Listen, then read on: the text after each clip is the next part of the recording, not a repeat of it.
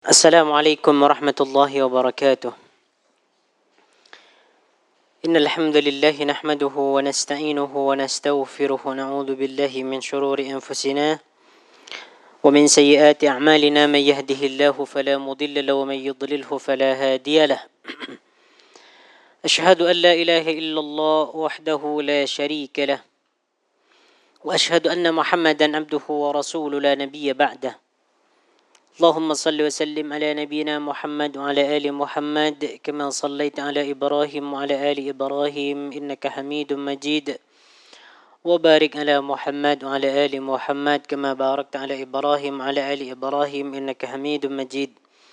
اللهم لا سهل إلا ما جعلته سهلا وأنت تجعل الحزن إذا شئت سهلا. رب اشرح لي صدري ويسر لي أمري واحلل عقدة من لساني يفقه قولي. ربنا لا علم لنا إلا ما علمتنا إنك أنت العليم الحكيم. Jamaah yang dimuliakan oleh Allah Subhanahu wa taala, sebelum kita mulakan pengajian kita pada petang ini, terlebih dahulu kita berucap syukur kepada Allah Subhanahu wa taala dengan sebuah kalimat yang agung, iaitu alhamdulillahirabbil alamin. Karena pada petang ini kita diberikan nikmat yang begitu banyak nikmat yang diberikan oleh Allah Subhanahu wa taala kepada kita, sehingga kita tidak dapat ataupun tidak mampu untuk menghitungnya. Antaranya ialah nikmat yang sentiasa kita dapati, ialah nikmat sehat, nikmat masa, sehingga dengan nikmat tersebut Allah Subhanahu wa taala menggerakkan hati kita untuk pergi ke yayasan taklim dalam rangka dan tujuan belajar ilmu agama, mempelajari tentang perkara yang menyebabkan kita lebih bertakwa, lebih mencintai, lebih yakin kepada Allah Subhanahu wa taala melalui nama-namanya yang cantik, melalui nama-namanya yang agung. Baik, insya-Allah taala kita akan sambung pengajian kita ini, iaitu Asmaul Husna, iaitu pada muka surat 47, iaitu nama yang ke-71 versi buku ini, iaitu Al-Muhsin, kan? Betul ya? Al-Muhsin. Tayyib. Masya-Allah. Tabarakar Rahman. Okay. Al-Muhsin. Okay. Al-Muhsin biasa kita dengar tak? Al-Muhsin biasa kita dengar. Okay, biasa kita dengar kan? Okay, Al-Muhsin. Bahkan Al-Muhsin ni banyak dipakai kepada nama-nama selain Allah Subhanahu wa taala. Seperti seperti nama Abdul Muhsin, ya, ataupun dia terus memberikan orang tersebut dengan nama Al-Muhsin, ya, Al-Muhsin. Kalau anda dekat kampung anda ada bukan kawan, ya, dia driver taksi, nama dia Muhsin. Dulu waktu anda ni pergi sekolah sering ikut sering ikut taksi lah. Taksi dia lah, Muhsin nama dia. Sampai sekarang masih ada lagi orangnya. Semoga Allah berkati umur dia, berikan pahala kepada dia sebanyak-banyaknya, dan juga kepada kita semua. Okey, baik. Al-Muhsin. Al-Muhsin ialah yang maha berbuat kebaikan. Dari segi namanya saja, ini menunjukkan nama ini begitu indah, begitu agung. Ini macam tak okey lah kalau tak letak di hadapan anda ni. Macam ni okey je lah. Okey. Kalau kita tengok dari segi namanya saja, Muhsin ni sudah indah. Muhsinun, kan? Banyak disebutkan dalam Al-Quran perkataan ahsanah. Ataupun, ya, perkataan ahsanah. Iaitu yang memberikan kebaikan. Ataupun yang berbuat baik. Okay. Jadi Al-Muhsin ni, kalau kita tinjau, kalau kita teliti dari segi bahasa, ia merupakan isim fa'il, muhsinun, mengikut wazan muf'ilun. Okay? Yang dibentuk daripada perkataan ahsana yuhsinu ihsanan, fahuwa muhsinun. Ahsana yuhsinu bermaksud berbuat kebaikan. Muhsin yang berbuat kebaikan. Karena Allah Subhanahu wa taala begitu banyak berbuat kebaikan kepada kita, sehingga kita tidak dapat menghitung kebaikan-kebaikan Allah Subhanahu wa taala karena lemahnya akal kita, karena lemahnya akal pikiran kita. Oleh karena itu Allah Subhanahu wa taala ini disebut Al-Muhsin, ya, Al-Muhsin. Dan Al-Muhsin ni boleh kita boleh kita gunakan kepada selain Allah Subhanahu wa taala. Baik, kita sambung. Kalimat al-hasan. Sekarang kita kalau mendengar perkataan hasan. Banyak orang yang mempunyai nama Hasan. Ya. Kalimat al-hasan yang bermaksud baik adalah kata lawan kepada al-qabhu. Al-hasanu lawan dia al-qabhu. Al-qabhu ni ialah buruk. Hasan baik. Seperti contoh dikatakan hasana syai'a tahsinan. Dia memperindah sesuatu dengan keindahan. Menjadikan sesuatu indah itu dengan keindahan. Ini disebut hasan. Hassana syai'a tahsinan. Sorry, ana salah baca tadi. Hassana syai'a tahsinan. Mengindahkan sesuatu dengan suatu keindahan. Yaitu membawa maksud zayyanahu, menghiasinya. Kalau kita menjadikan sesuatu indah itu berarti kita menghiasinya. Dan semua perbuatan Allah Subhanahu wa taala itu termasuk ataupun menunjukkan keindahan bagi kita. Baik. Ar-Raghib berkata, kata al-ihsan mengandungi dua makna. Kata Imam Ar-Raghib ni kalau disebutkan perkataan ihsan, ya, ihsan, ya, maka dia mengandungi dua makna. Dua makna. Terutama jika ihsan ini ditunjukkan langsung kepada Allah Subhanahu wa taala, maka dua makna ni ada pada diri Allah Subhanahu wa taala, mesti ada. Ya, mesti ada, tidak dapat dipisahkan. Yang pertama makna dia al-in'amu 'alal ghairi. Al-in'amu 'alal ghairi. Al-in'am ni memberi nikmat. Ya, memberi nikmat ataupun memberi rezeki kepada yang lain. Memberi nikmat ataupun memberi rezeki kepada yang lain. Tentu ini adalah perbuatan Allah Subhanahu wa taala. Pun kita juga sebagai makhluk manusia pun dia sering berbuat baik kepada yang lain. Maka dia pun disebut ihsan. Dan orang yang berbuat baik itu disebut muhsin. Sebab dia telah tolong orang, bagi makan, bagi minum, bagi jalan keluar dan seterusnya. Al-in'amu 'alal khairi. Macam ada orang yang bersedekah, berinfak, perbuatan dia itu disebut ihsan. Bahkan ihsan ni dia telah dijadikan sebagai bahasa yang sudah kita pahami lah, sudah menjadi bahasa Melayu, ihsan kan. Okey, itu makna yang pertama. Okey, yang kedua, ihsan ni mengandungi makna ihsanun fi af'alihi, baik dalam semua perbuatannya. Ini ada dalam diri Allah Subhanahu wa taala. Dirinya baik, perbuatannya baik. Baik dalam semua perbuatannya. Jadi segala yang dia buat itu semuanya baik. Tidak ada yang buruk. Cantik, indah, terpuji. Oleh kerana itu, salah satu nama Allah Subhanahu wa taala ialah Al-Hamid, yang terpuji, yang terpuji. Sebab pada semua perbuatan Allah, sifat Allah, zat diri Allah Subhanahu wa taala semuanya baik. Jadi kalau disebut ihsan ni, maka dia tentu menjurus kepada al-in'am 'alal ghairi. Beri nikmat kepada orang lain ataupun bagi rezeki kepada orang lain. Dan baik dalam semua perbuatannya. Ini dua makna ini sudah tentu ada pada diri Allah Subhanahu wa taala.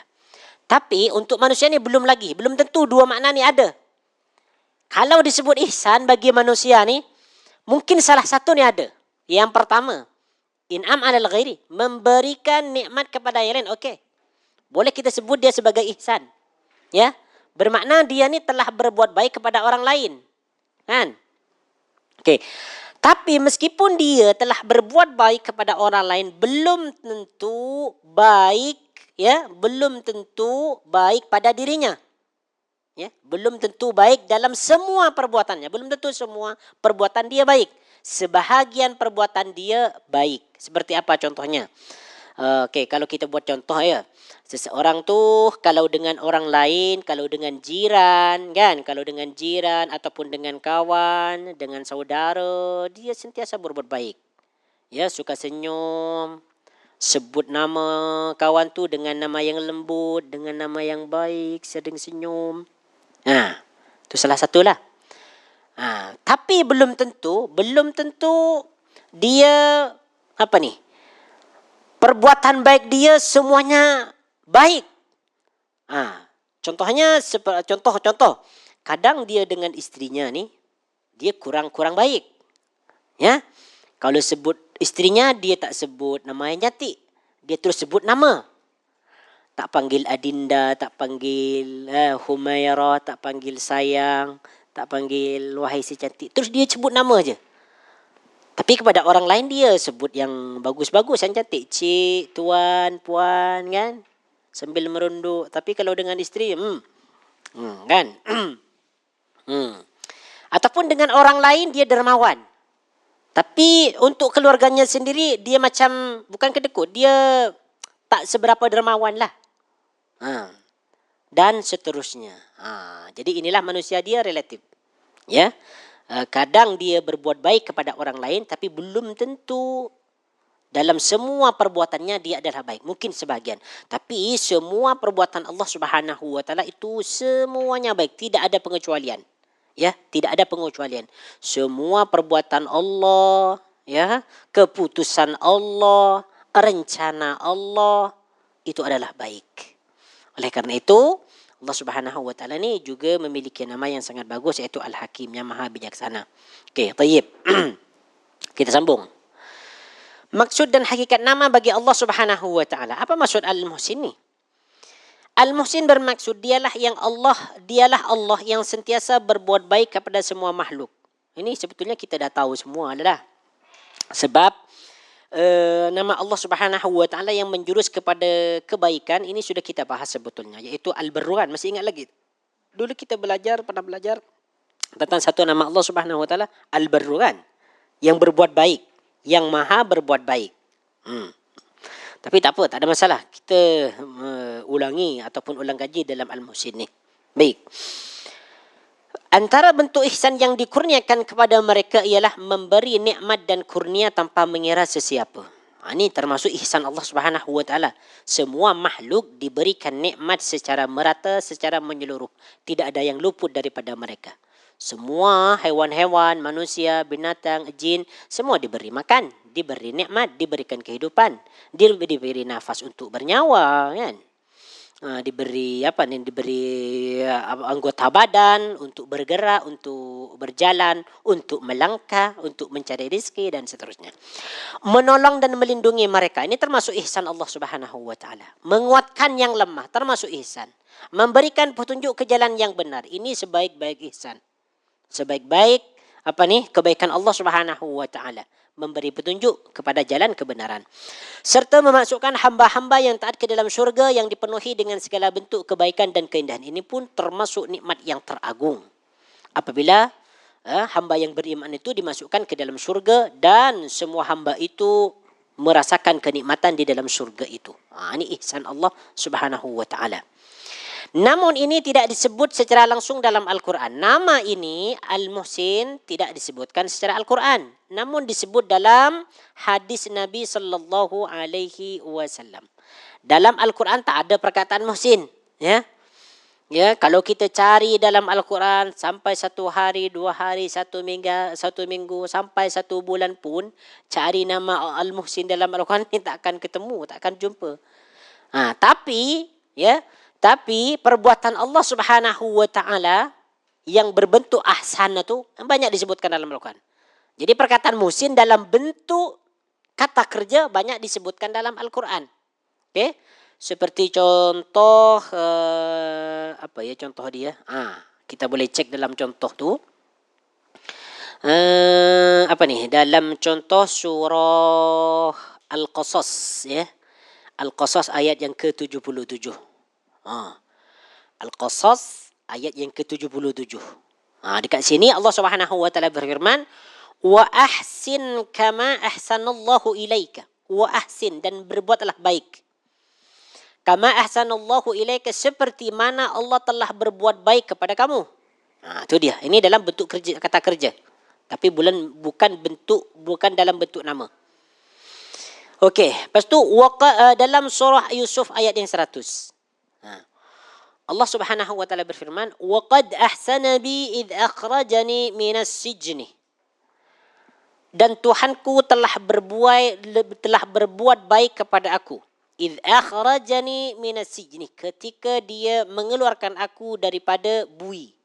Ya, daripada penjara. Okey. Lepas tu dalam surah At-Talaq ayat ke-11. Banyak perkataan ahsan yang disebutkan dalam Al-Quran ya. Kata Allah, qad ahsanallahu lahu rizqah.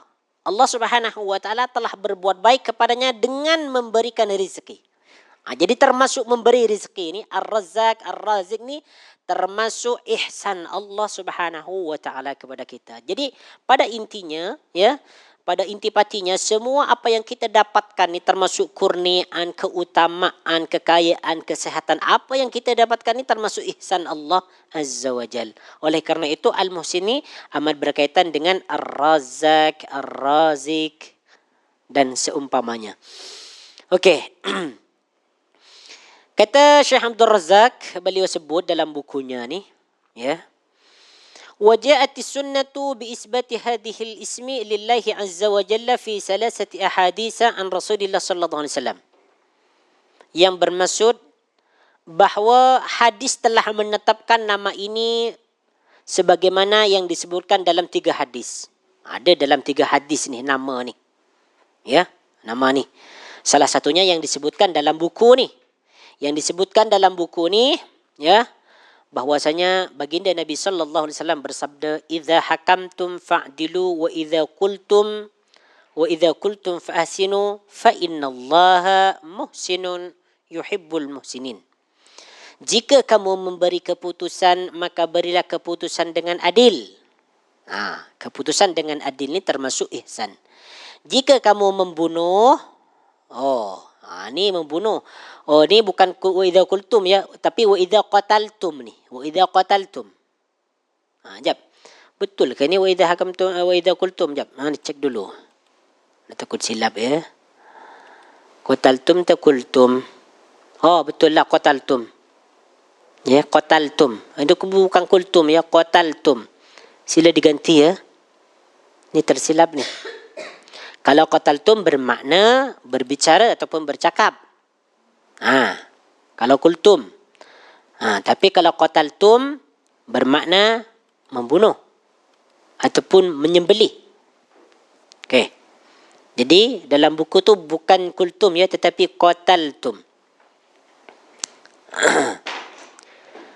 Wa idza qataltum fa ahsinu, jika kamu membunuh ya, maka bunuhlah dengan baik. Fa ahsinu. Ya, fa ahsinu, maka bunuhlah dengan baik, iaitu menyembelih ayam, menyembelih kerbau, menyembelih lembu, menyembelih kambing dan hewan-hewan yang lain yang diperbolehkan untuk disembelih ataupun dimakan. Sembelih dengan cara yang baik. Fa innallaha muhsinun yuhibbul muhsinin. Sesungguhnya Allah adalah muhsin, maha berbuat baik, mencintai orang-orang yang berbuat baik. Jadi sesiapa yang berbuat baik itu, yang berbuat muhsin kepada sesama makhluk, kepada manusia, bahkan kepada hewan sebagaimana yang disebutkan dalam hadis ini, yuhibbul muhsinin. Allah mencintai orang-orang yang berbuat baik. Hadis ini diriwayatkan oleh Imam At-Tabrani dalam Al-Mujam Al-Kabir dan dihasankan oleh Syekh Al-Albani dalam Sahih Al-Jami' As-Saghir wa ziyadatuhu. Cuma kata ulama hadis ini ada perbincangan lah, sedikit perbincangan. Ada yang menghasankan, ada yang mendhaifkan. Cuma kalau tengok dalam buku ni hanya disebutkan satu je. Sebetulnya dia ada 3 hadis. Jadi satu hadis dengan hadis yang lain tu sama saling menguatkan. Jadi kalau sudah disebutkan periwayatannya tu, sudah banyak periwayatannya, bermakna hadis ni sabit lah. Nama ni betul-betul sabit bagi Allah Subhanahu wa taala. Apatah lagi dalam Al-Quran itu sudah banyak disebutkan ya, perbuatan-perbuatan Allah Subhanahu wa taala yang menjurus kepada muhsin ni. Okey.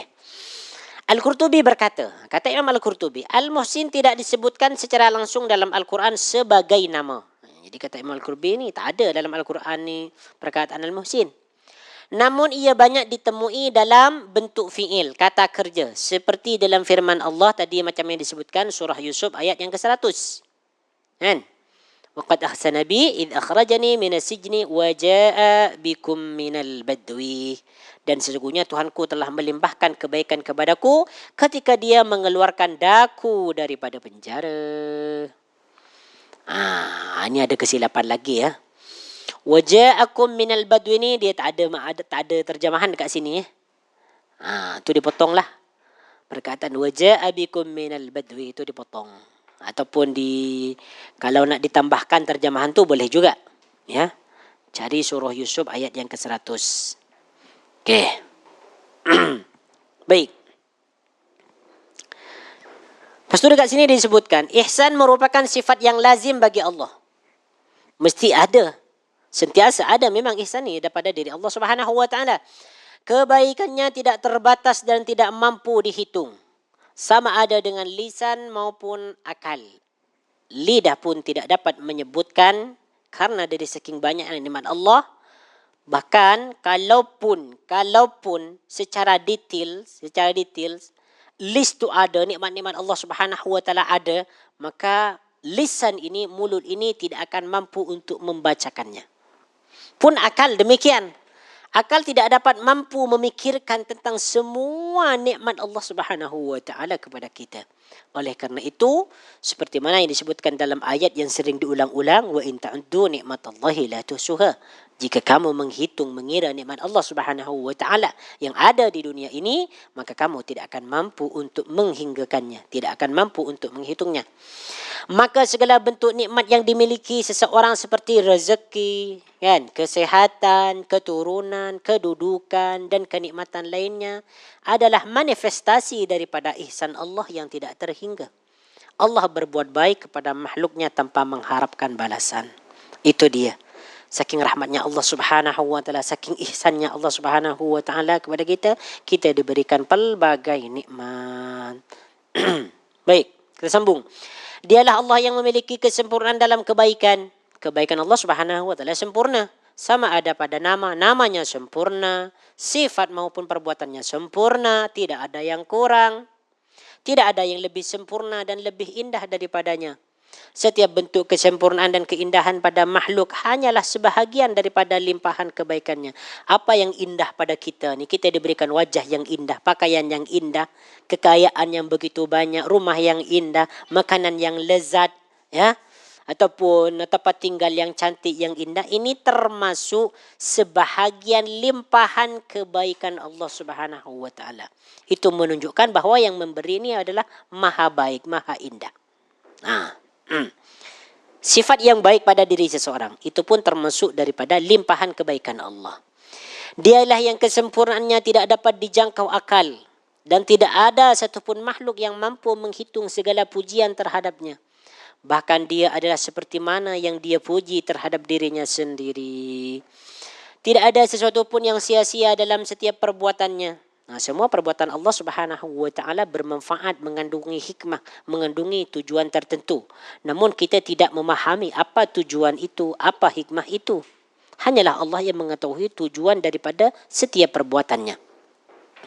Dan tidak ada tindakannya yang berlaku tanpa hikmah. Semua perintah dan larangannya penuh dengan hikmah. Maslahat, keadilan, kebaikan dan kasih sayang. Jika dia memberi, itu adalah rahmat dan kurniaannya. Jika dia menahan, maka itu pula merupakan kebijaksanaan dan keadilannya. Jadi kalau kita berfikir di dunia ni, kadang Allah Subhanahu wa taala memberikan rezeki kepada manusia ni secara tidak terhingga. Ya. Diberikan dengan penuh, ya, tanpa dihitung, tanpa dibatasi. Manakala ada sebahagian diberikan rezeki sesuai dengan keperluannya. Oleh kerana itu disebutkan innallaha yabsutur rizqa liman yasha wa yaqdir. Sesungguhnya Allah itu memperluas rezeki seseorang, diberikan dengan semua, diberikan dengan penuh, tidak terhitung. Namun ada juga yang diberikan secara ala kadarnya, secara keperluannya, mengikut keperluannya. Inilah termasuk daripada hikmah perbuatan Allah Subhanahu wa taala yang maha indah dan maha baik. Okey, maksud dekat sini disebutkan melalui ihsannya Allah menciptakan langit sebagai atap dan menghiasinya dengan matahari sebagai cahaya di siang hari. Ini termasuk ihsan Allah. Ya, melihat cipta langit tanpa tiang, warnanya biru, ketika kita tengok kita kan nampak indah, kan? Lepas tu apa lagi? Ada bintang-bintang, ada rembulan, ya. Allah Subhanahu wa taala cipta bulan sebagai penunjuk arah. Lepas tu Allah Subhanahu Wa Taala cipta matahari untuk memberikan sinaran kepada kita di siang hari supaya kita dapat berjalan berjalan dengan jelas supaya kita mencari rezeki. Dan bulan sebagai penerang di malam hari. Dia menjadikan malam gelap sebagai waktu untuk berehat. Allah Subhanahu Wa Taala cipta malam ni untuk kita berehat. Oleh kerana itu, apabila datang malam ni, maka cuaca dia akan menjadi sejuk. Akan menjadi dingin. Kalau cuaca ada menjadi sejuk, maka kita pun mata sudah dia menjadi layu menjadi lemah. Lepas tu kita mengantuk, lepas tu kita tidur. Ini termasuk ihsan Allah Subhanahu Wa Taala. Ya. Dan siang sebagai waktu untuk mencari rezeki. Dan sedikit sekali ketika siang ni orang tidur panjang. Mungkin kalau dia tidur dalam sekejap je, 15 minit, 20 minit, macam tu kan. Itu dia. Itulah ini termasuk daripada ihsan Allah Subhanahu Wa Taala.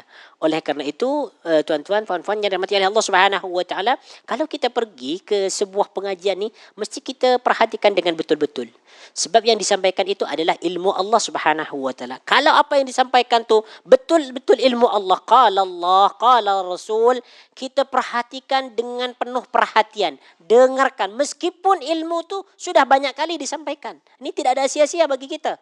Jangan cakap yang disampaikan ustaz ni sering dibincangkan oleh ustaz yang tu. Ayat tu sudah dibacakan berkali-kali, tak ada masalah.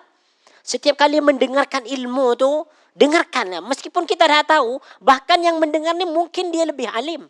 Kadang-kadang lebih faham dari yang menyampaikan, tak ada masalah.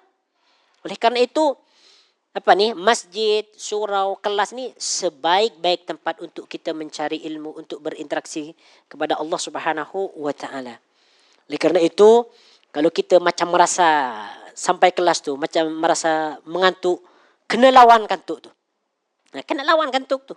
Boleh kita cubit ke, ataupun kita boleh boleh kita minum air dan seterusnya. Sebab kadang-kala di antara kita ni memang dari rumah dia niat mencari ilmu. Tapi setelah sampai di tempat tersebut, dia pun dikalahkan oleh rasa kantuk. Sehingga masa 1 jam dia untuk mencari ilmu dalam kelas tu digunakan untuk rehat, melampiaskan penat. Melampiaskan penat di dalam kelas. Sebab dekat rumah dia tak boleh tidur. Dikacau cucu kan. Suami minta tolong macam-macam, ada urusan. Tapi ketika sampai di dalam kelas, kadang dia yang sepatutnya digunakan untuk mendengarkan ilmu betul-betul, ternyata digunakan untuk menghilangkan rasa penat. Tapi insya-Allah dia tetap masih mendapatkan ganjaran pahala lah. Sebab dia sebetulnya dia bukan ingin tidur dengan sendiri, bukan tujuan datang sini bukan sebetulnya untuk tidur, tetapi karena dia telah dikuasai oleh oleh rasa mengantuk, mungkin karena sebelum tu dia mungkin kerja dan seterusnya sampai dia macam tu. Ala kulli hal, insya-Allah kita akan mendapatkan pahala insya-Allah. Ini termasuk ihsan Allah Subhanahu Wa Taala. Baik. Okey, baik. Baik, kita teruskan. Dialah yang kesempurnaannya tidak dapat okey, ini dah ya. Mana tadi? Melalui ihsannya Allah mana tadi ni? Yes, kebaikannya. Kebaikannya merangkumi setiap ciptaan jin, manusia, mukmin, kafir, orang yang baik maupun jahat, binatang, tumbuh-tumbuhan dan lain-lain.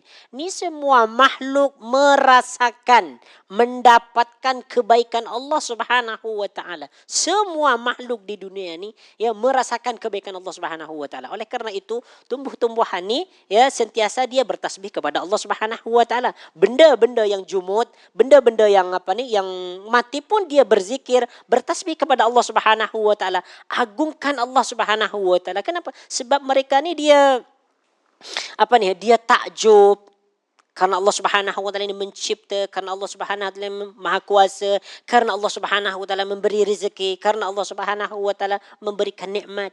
Itu dia. Kesemuanya memperoleh dan merasai limpahan kebaikan Allah yang sempurna. Maha baiklah Allah, lagi maha suci pada sifat, nama dan zatnya daripada sebarang keburukan dan kekurangan. Dialah yang memerintahkan dan menghendaki agar manusia sentiasa berbuat baik dalam semua urusan. Allah Subhanahu wa taala Al-Muhsin. Oleh karena itu Allah ni menyuruh kita, menghendaki kita supaya dalam perbuatan kita ini semuanya baik. Tak ada yang buruk. Oleh kerana itu disebutkan dalam surah Al-Asr tu kan, wal 'asr innal insana lafi khusr. Jadi orang tu semuanya rugi, melainkan di antaranya ialah wa amilus solihat, orang yang berbuat baik. Bahkan dalam urusan yang kelihatan keras seperti peperangan dan penyembelihan haiwan, Allah tetap menyeru kepada kebaikan dan kelembutan. Ya, nak perang, nak bunuh musuh ataupun nak sembelih nak sembelih haiwan, kita pun disuruh untuk sembelih, untuk membunuh dengan baik. Ya, dengan cara apa? Dengan cara ditajamkan. Pisau sebelum digunakan untuk sembelih ditajamkan dulu. Jangan sampai menyembelih haiwan dengan dengan benda ataupun pisau yang sudah tumpul, ya, yang sudah bergigi, sebab ini akan menyakitkan, ya. Sebab ini akan menyakitkan. Pun begitu dalam peperangan, ya. Dalam peperangan, ya, dia berperang dengan benda yang tajam. Supaya apabila musuh itu dibunuh dengan pedang itu terus mati. Okey. Dari Abu Ya'la Shaddad bin Aus bahawa Nabi sallallahu alaihi wasallam bersabda, "Innallaha katabal ihsan ala kulli syai'in." Sesungguhnya Allah telah menetapkan perbuatan baik, iaitu ihsan atas segala sesuatu. Maksudnya dekat sini Allah ni memerintahkan kepada semua makhluk untuk berbuat ihsan di dalam segala sesuatu. Katabah, menetapkan. Ya. Fa idza qataltum fa ahsinul qitlata. Jika kamu membunuh, maka berlaku baiklah dalam hal tersebut. Ya, dalam peperangan, bunuh musuh orang kafir, bunuh dengan baik, ya. Jangan dibunuh dengan cara dicongkel matanya, kemudian disiksa dulu, disebat sini dan seterusnya. Bukan macam tu. Sebab kalau sahabat ni, contoh, kalau sahabat ni berperang, para sahabat ni kalau dia nak bunuh, kadang ada yang langsung penggal kepalanya. Maknanya kalau dipenggal kepalanya langsung dia mati. Ya. Dan contoh-contoh yang lain.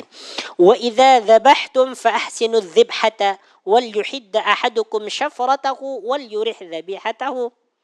Jika kamu menyembelih, berlaku baiklah dalam hal itu. Dalam penyembelihan kena berbuat baik. Di antaranya sebelum kita sembelih tu, jangan sampai kita nampakkan, ya, alat sembelihan tu. Jangan sampai kita takuti haiwan tu. Kita menakut-nakutkan haiwan sebelum sembelih. Nak sembelih apa? Haiwan korban ataupun ayam. Jangan kita perlihatkan pisau tu. Jangan kita ancam. Ni kamu sekarang, aku nak sembelih kamu sekarang. Sambil dia sambil dia asap, ni. Ya Allah, ini tak boleh, ini jahat. Perbuatan jahat. Sekalipun dengan ayam, ayam, kejap lagi kamu aku makan. Ni, aku ni pisau ni. Tak boleh. Sambil dia asap, Masya Allah. Tak boleh, ini termasuk perbuatan yang jahat. Ya? Jadi istilahnya jangan bagi tahu, jangan bagi nampak. Kalau boleh simpan. Kalau boleh simpan, ya, jangan ni. jangan nampakkan. Wal yuhid ahadukum syafratahu wal yurih dzabihatahu.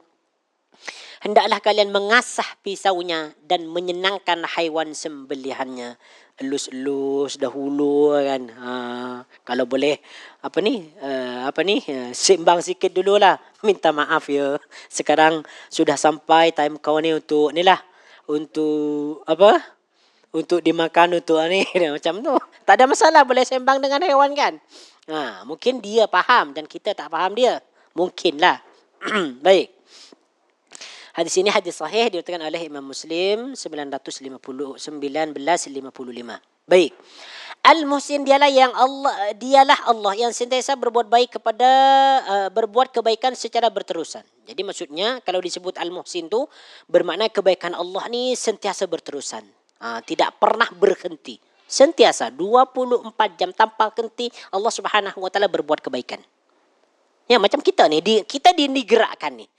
Kita sekarang oleh Allah Subhanahu wa taala ditakdirkan untuk duduk di satu kelas ni, untuk mendengarkan kajian, untuk menerangkan ilmu. Ini termasuk ihsan Allah Subhanahu wa taala. Lepas tu kita digerakkan pula suruh balik ke rumah kita, suruh rehat. Ya, suruh rehat. Selepas rehat pun kita disuruh solat. Solat fardu. Selepas solat fardu kita pun disuruh rehat lagi, duduk dulu. Lepas tu nanti kita disuruh lagi solat maghrib, disuruh lagi makan nanti dan seterusnya. Ini termasuk kebaikan Allah secara terus menerus. Ini untuk manusia aja. Belum lagi untuk haiwan.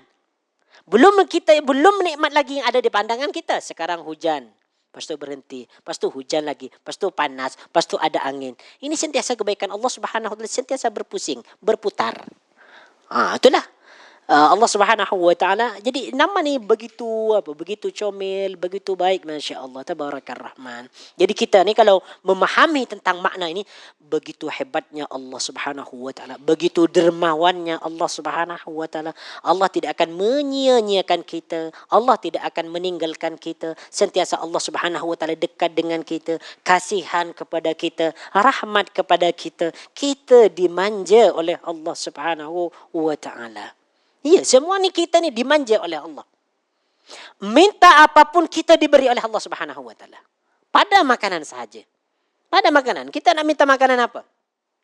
Makanan tom yam ke, makanan nasi biryani ke, ataupun nasi gulai, kambing gulai. Kita tinggal hanya membeli, pergi ke kedai itu kita dapat.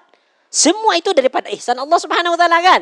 Yang penting kita ada duit, ada wang. Kalau tak ada duit kita boleh hutang, kan? Boleh pinjam. Kan? Itu dia, kita memang dimanja oleh Allah Subhanahu wa taala. Cuma kadang-kala ni kita tak sedar. Kita tak sedar. Macam Allah Subhanahu wa taala ni kurang baik dengan kita sebab kita tidak diberi harta, sebab kita tidak diberikan duit yang berbilion-bilion. Barulah kalau Allah bagi duit yang berjuta-juta, barulah kita mengatakan yakin, oh Allah itu sangat baik dengan kita. Sebab Allah bagi aku duit ni berjuta-juta ni. Kan? Ini sifat manusia. Sifat manusia. Dialah Tuhan yang maha baik, yang mengajarkan keadilan, keindahan dan kasih sayang. Dia mendorong hambanya agar saling membantu dalam kebaikan dan berlemah lembut terhadap sesama makhluk. Oleh itu, perbanyakkanlah melakukan kebaikan kerana Allah sangat mencintai hamba-hambanya yang sentiasa berbuat kebaikan. Firman Allah Subhanahu wa taala pada muka surat yang ke-49 tu, وَأَنْفِقُوا فِي سَبِيلِ اللَّهِ وَلَا تُلْقُوا بِأَيْدِيكُمْ إِلَى التَّهْلُكَةِ وَأَحْسِنُوا إِنَّ اللَّهَ يُحِبُّ الْمُحْسِنِينَ. وَأَنْفِقُوا, dan belanjakanlah, maksudnya menafkahi ya. Harta itu dijadikan perbelanjaan. Menafkahi keluarga, bagi sedekah, keluarkan zakat, wa anfiqu fi sabilillah, di jalan Allah Subhanahu wa taala. Dan termasuk anfiqu fi sabilillah termasuk zakat wajib ataupun zakat sunnah. Sedekah wajib dan sedekah sunnah. Sedekah wajib itu seperti ialah zakat, dan sedekah wajib seperti kita menderma ya, untuk pembangunan masjid, pembangunan surau, ataupun kita menderma kepada fakir miskin, kepada ibu tunggal dan seterusnya. Wala tulqu biaidikum ila tahlukati, dan janganlah kamu menjatuhkan dirimu sendiri ke dalam kebinasaan. Maksudnya seseorang yang tidak menginfakkan hartanya di jalan Allah, dia termasuk menjatuhkan dirinya kepada kebinasaan. Sebab yang disebutkan dalam Al-Quran tu, dalam surah apa, siapa yang hafal ya? Ini tentang teguran keras bagi orang Yahudi Ahlul Kitab ni. Di mana Yahudi ni mereka menyimpan emas. Dalam surah yaknizuna adh-dhahaba wal fiddata. Ini kalau kita nak faham tentang tentang ayat ni, tentang mengeluarkan zakat ataupun menginfakkan harta di jalan Allah. Kita tekan yaknizuna adh-dhahab. Yaknizuna, silap ni. Ni surah At-Taubah ayat 34. Surat At-Taubah ayat 34, muka surat 192. Ke surat 192. 192. Okey. Anda bacakan hadis ni. Ayat ni. Sebab ni penting ya.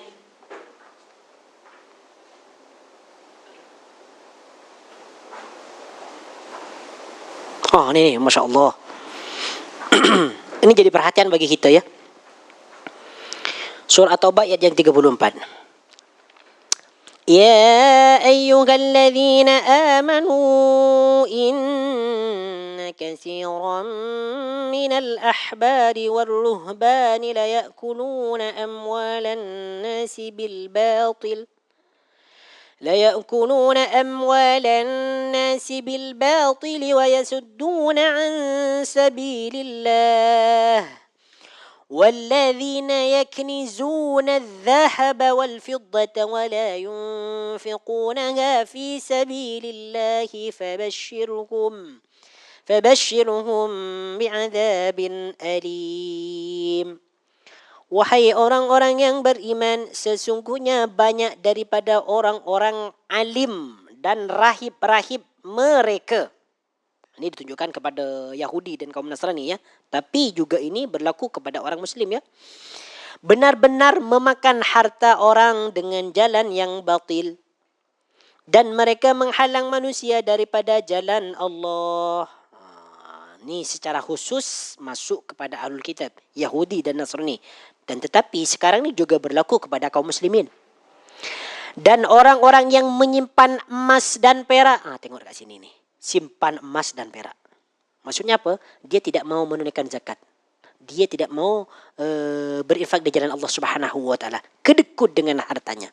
Dia merasa fakir apabila dia menginfakkan hartanya. Padahal yang disebutkan dalam hadis, sedekah yang paling baik ketika dia merasa pada dirinya akan miskin. Jika mengeluarkan zakat, itu lagi baik bersedekah. Itu lagi baik.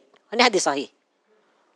Jadi kat sini, dan orang-orang yang menyimpan emas dan perak dan tidak membelanjakannya di jalan Allah, maka berikanlah kabar gembira kepada mereka bahawa mereka akan mendapat azab yang pedih. Sambungannya ni. Dalam 35 ni. Yauma yuhma 'alaika fi nari jahannam fatukwa biha jibahuhum wa junubuhum wa dhuhuruhum. Hadza ma kanaztum li anfusikum fadhuku ma kuntum taknizun. Ini jadi perhatian buat kita ya. Bukan anak ingin menakuti jamaah, tak. Semua dengan anak masuk dalam ni. Ya, jadi kat sini disebut, ingatlah pada hari ketika emas dan perak dipanaskan di dalam neraka jahanam. Yang kau simpan tu, yang kau tabung tu, emas dan perak tidak dikeluarkan, tidak diberikan zakatnya. Ya. Nanti dipanaskan di dalam neraka jahanam. Ya Allah, waliyadzubillah, semoga kita tidak tidak dimasukkan ke dalam neraka ni. Naudzubillahi min dzalik. Oleh kerana itu, azab dalam neraka ni dia berjenis-jenis, bukan hanya panas. Bukan hanya panas, berjenis-jenis azab. Ada yang digantung rambutnya, ada yang ada yang dipanaskan ya dalam panasnya emas ni sudah mencair, nanti akan dicelupkan di situ kan. Lepas tu ada yang ditarik kakinya. Allahu akbar, la haula wala quwwata illa billahil aliyil azim. Astaghfirullah. Lalu dengan itu diselar dengan dahi mereka. Diselar. Yauma yuhma 'alaihi fatuqwa. Diselar atau diselar? Disetrika. Ya. Disetrika ataupun diselar dengan dahi mereka, rusak dan punggung bahagian belakang mereka. Sambil dikatakan kepada mereka, inilah harta bendamu yang kamu simpan untuk dirimu sendiri. Maka rasakanlah akibat daripada apa yang kamu simpan itu. Menyakitkan ya. Jadi orang yang jutawan ni, hartawan ni, beruang ke, kalau dia tidak infakkan harta dia di jalan Allah Subhanahu wa taala, memang celakalah. Oleh kerana itu disebutkan dalam Al-Quran ni, innama amwalukum wa uladukum fitnah. Sesungguhnya hartamu, keturunan kamu, anak-anak kamu ini adalah fitnah, ujian. Maksudnya apa ujian? Allah Subhanahu wa taala menguji seseorang itu dengan kekayaan. Sebab Allah Subhanahu wa taala mahu mengetahui sejauh mana dia menggunakan kekayaan itu untuk kebaikan Allah. Fitnah. Tayyib. Ini supaya kita mengambil pelajaran daripada pada ini ya. Bukan hanya ini, bukan ana bermaksud untuk bermudah-mudah ya, bermudah. Oh, ustaz ni senang je cakap macam ni macam tu. Tak, bukan. Supaya ini menjadi i'tibar bagi kita, pelajaran bagi kita bahwasanya sesungguhnya apa yang kita miliki ini ialah sebagai cobaan keimanan untuk bagi kita. Baik. Kesan beriman kepada nama Allah Subhanahu wa taala Al-Muhsin. Lepas tu kat sini sebut wa ahsinu innallaha yuhibbul muhsinin. Berbuatlah baik kamu semua karena sesungguhnya Allah menyukai orang-orang yang berbuat baik.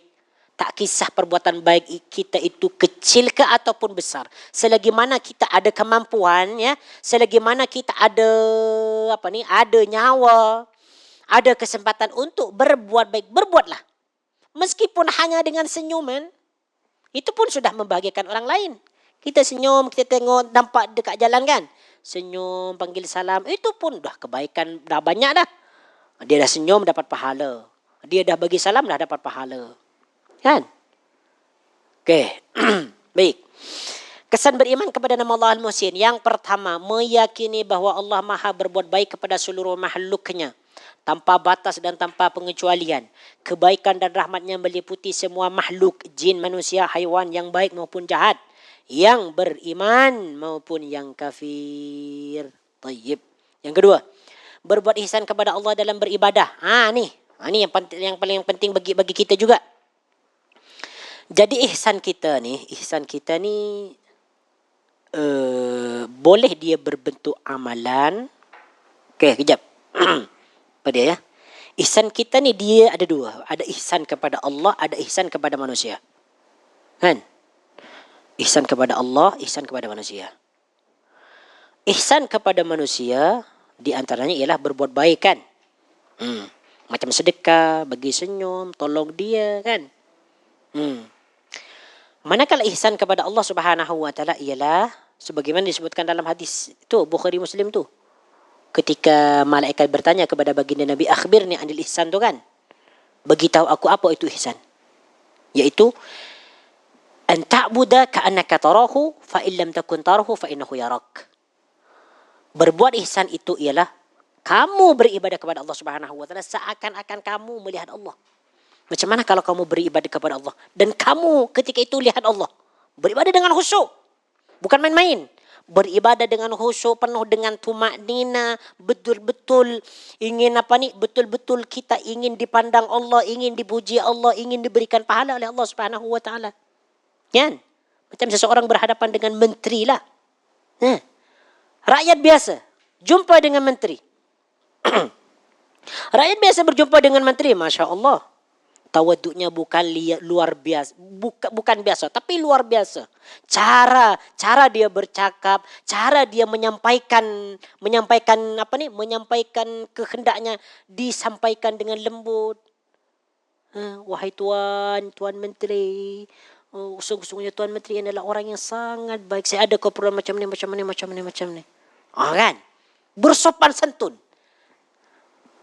Dengan Allah Subhanahu wa taala lebih jauh daripada tu. Kalau kita beribadah kepada Allah, ihsan, hadirkan hati seakan-akan kita memang melihat Allah Subhanahu wa taala. Kalau kita tak mampu lihat Allah, maka kita berkeyakinan bahawa kita ni dilihat oleh Allah. Kalau kita sedang dilihat oleh Allah Subhanahu wa taala, maka kita akan membaikkan dalam diri kita. Oleh kerana itu dalam surah Tabarakan ayat yang keberapa tu? Liyabluwakum ayyukum ahsanu amala. Sebelum tu apa ayat dia? Ayat Al-Mulk kan? Yes, Al-Mulk. Ayat yang berapa tu? Ayat ni tiga. Tabarakalladzi biyadil mulku wa ala kulli syai'in qadir. Alladzi khalaqal mauta wal hayata liyabluwakum ayyukum ahsanu amala. Yes. Kat sini ni liyabluwakum ayyukum ahsanu. Oh ya Allah, kalau kita tadabbur Al-Quran senang ni. Sebab ana dekat surau Flora Damansara, ana ada bahagian bagi kuliah selepas subuh setiap hari Ahad. Ana menggunakan tadabbur surah Al-Mulk. Masya-Allah, tabarakallah. Kalau kita menghayati ni, ana pernah jelaskan ni kepada jemaah tu tentang ayat yang kedua ni. Liyabluwakum ayyukum ahsanu amala. Jadi dekat sini perkataan liyabluwakum ayyukum ahsanu. Ana tulis sekejap ya. Kan? Ini berkaitan sekali dengan nama Allah Subhanahu wa taala Al-Muhsin. Okey. Okey, apa ayat dia? Allazi khalaqal mauta wal hayata liyabluwakum. Liyabluwakum ayyukum ahsanu. Tengok ni. Ni dia. Ahsanu amala. Alladhi khalaqal mauta wal hayata liyabluwakum ayyukum ahsanu amalan. Ini dia. Al-Muhsinu. Tengok ni. Ini kita secara ringkas, Ana nak jelaskan secara ringkas ni lah. Jadi kita semua ni, makhluk ni, terutama kita lah, manusia dengan jin ni, diciptakan oleh Allah Subhanahu wa taala ni. Tujuan dia kan, liyabluwakum, supaya Allah Subhanahu wa taala tu uji mereka, kamu semua, kita dan jin ni, ayyukum, mana di antara kita ahsanu amala, yang lebih baik amalan dia. Dekat sini ni, maksudnya apa dekat sini? Jadi dalam ayat ini Allah Subhanahu wa taala menginginkan daripada kita kebaikan, perbuatan baik.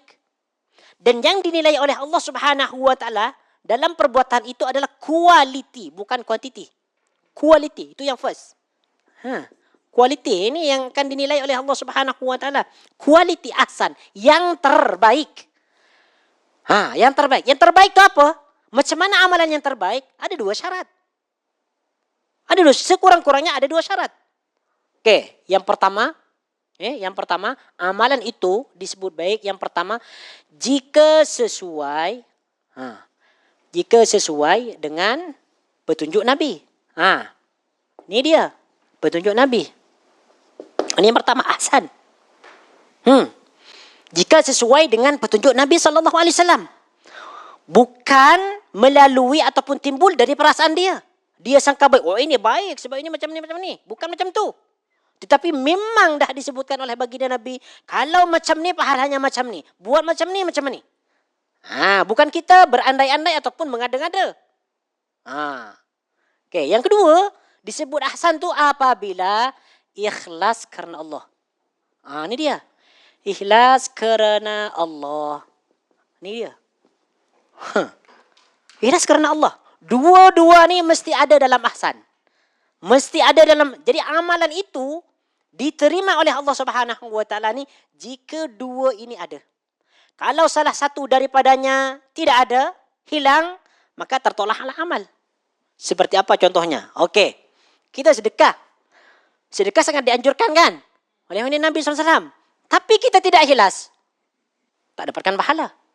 Karena ria, ingin dilihat, ataupun karena ingin didengar, ingin namanya dia supaya terangkat, menjadi famous, supaya disebut orang-orang yang dermawan. Dia tidak mendapatkan pahala oleh Allah Subhanahu wa taala.